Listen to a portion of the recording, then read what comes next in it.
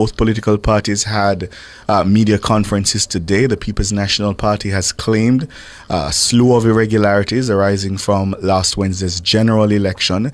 They have said they have not reported any of these matters to any official authority. So we have with us now one of the JLP's representatives on the Electoral Commission of Jamaica, Tom Tavares Finson. Good afternoon. To your best knowledge, did the People's National Party raise any of the concerns we heard from them this morning before that final certification and the advice to the Governor General? The Electoral Commission of Jamaica, I can say without hesitation, got no complaint from any one of those 102 presiding officers about the conduct of the election there. There is something called an election center, which is set up on election day, that includes the director of elections, members of the military, members of the police, members of the press association, I believe, the church, cafe, and a number of other civilian groups.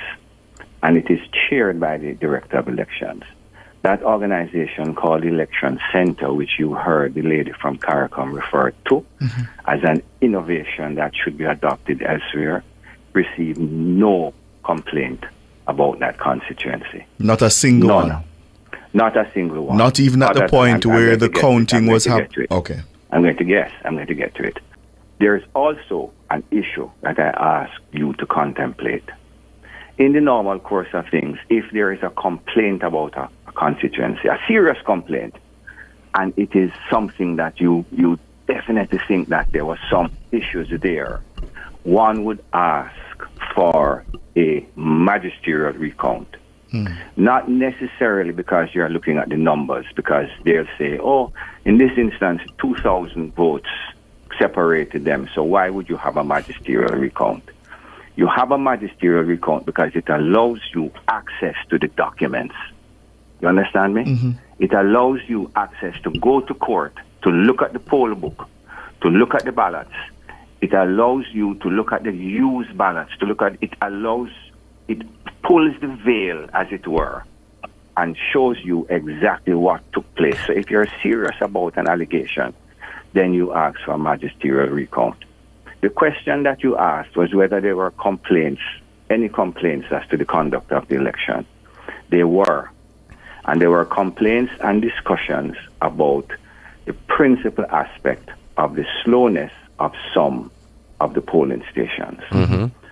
We are not satisfied that voters had to wait 2 or 3 hours in some instances. The main issue that caused that was the fact that persons appeared without an identification card or with an identification card that has expired. The law has a particular process that says if you have an identification card, that is sufficient to establish your identity. Once the card is checked, every worker in the polling station has a photograph of you on the list. Once the ID is checked, you vote. The process is, you don't have an ID card, we have to find your name in what is referred to. Right, and then you have to be sworn. But let me just be clear on something. And you have to be fingerprinted. And that is what led, that is what led to some of the lengthy, some of the delays in the polling station, as well as the fact that in some polling stations, they were conducting this 2-election process. And outside of those complaints, because you conceded that those complaints came in, there were no other complaints?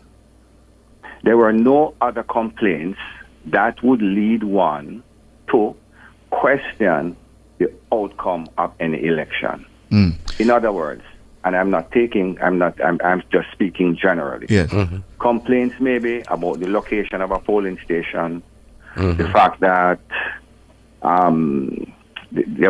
we are taking a decision that persons without ID cards would be dealt with separately. That never happened everywhere, so there were complaints about that. But there was no complaint, there has been no complaint that would challenge the outcome of the September 3 general election, which was held a week ago approximately. So what do you think then would have been, would have been the PNP's intention this morning? I cannot speak to their intention, What I can speak to is the consequence of their words. Because what they are doing is bringing the Electoral Commission of Jamaica into disrepute. They are suggesting that, and I've seen on the social media, well-known members, supporters of the PNP, who have said, and I can show it to you off air, who have said, this result was the result of a conspiracy between the police and the Electoral Office of Jamaica. Talk like that is dangerous because it undermines the basis of the democratic process, which is trust. And we are coming from a very, very dark place. As I said to you in recent memory, the first time that I can recall a political party calling into question the result of an election, calling into question the integrity of the Electoral Commission of Jamaica and the Director of Elections. It's the first time I have that recollection, certainly in recent memory. There is no government has ever come to power in this country that you can say a party went out and paid people to stay home. I never hear of that yet, but who knows where that is coming from. It is an attempt to subvert the outcome of the election, and it is not good. And what I would like to hear all the civic society groups to come out and say, we are not prepared to put up with this. Yeah, I want to ask you, as it relates to the international election observers, though, what weight do these endorsements, I would call them, carry as it relates to reinforcing public confidence in our elections? If it carries a tremendous amount of weight. We had OAS persons here and we had CARICOM persons here. It is very important for the country for these people to give us a seal of approval.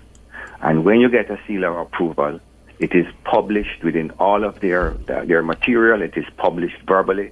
It is published within the region. It is published internationally. When someone wants to come to Jamaica to invest money, and they invest money to invest their time, build a factory, as the case may be, and they want to look at the stability of the country, that's precisely what they look at. There was an election in 2025. What did the OAS have to say about it? What did CARICOM have to say about it? We, the Electoral Commission, cannot give ourselves a seal of approval. The seal of approval comes from persons who come to Jamaica as observers. And the Electoral Commission has gotten a seal of approval from the Organization of American States. I think it was former Prime Minister Kenny Anthony was here. And the young lady who was speaking, she is in fact the Chief Electoral Officer of Trinidad. And most of that group were made up of returning officers from the Caribbean. For Jamaicans who don't understand how exactly the ECJ operates, so we know both major political parties are represented on the commission. In terms of the certification of the final result of the general election, walk our listeners and our viewers through how that happens. The Electoral Commission of Jamaica consists of 4 persons who are selected. The chairman of that group is Mr. Earl Jarrett, former president of the Court of Appeal, former Chief Justice, and a gentleman who is a specialist in the area of technology, make up the 4 members of the Electoral Commission. 2 persons are nominated by the Prime Minister, of which I am one, and 2 persons are nominated by the leader of the opposition, of which the General Secretary of the People's National Party is one. The Director of Elections also sits on that Electoral Commission. And we operate by virtue or through a desire to arrive at consensus.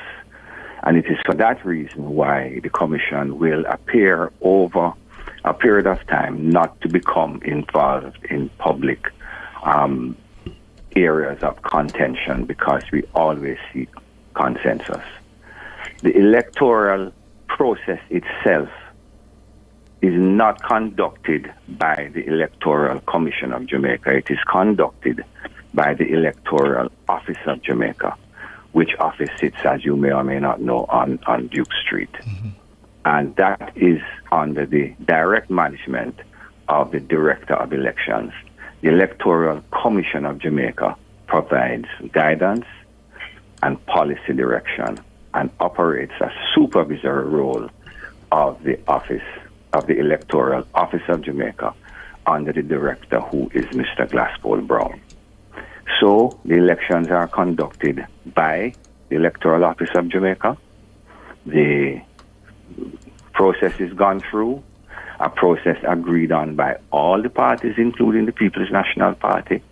Process is gone through. At the end of the day, the votes are counted in the polling stations, which is referred to as the preliminary count, and the following day, they are there is a final count at the counting stations. The Office of the Director of Elections supervises all of that and tabulates the results. Once those results are tabulated, he, the Director of Elections, notifies the Electoral Commission as to the result, notifies the Governor General, and certifies the election. I think we're entering into very dangerous territory. Yeah. And we ought to tread very carefully. There are examples internationally of where this road leads to. We ought to be very careful.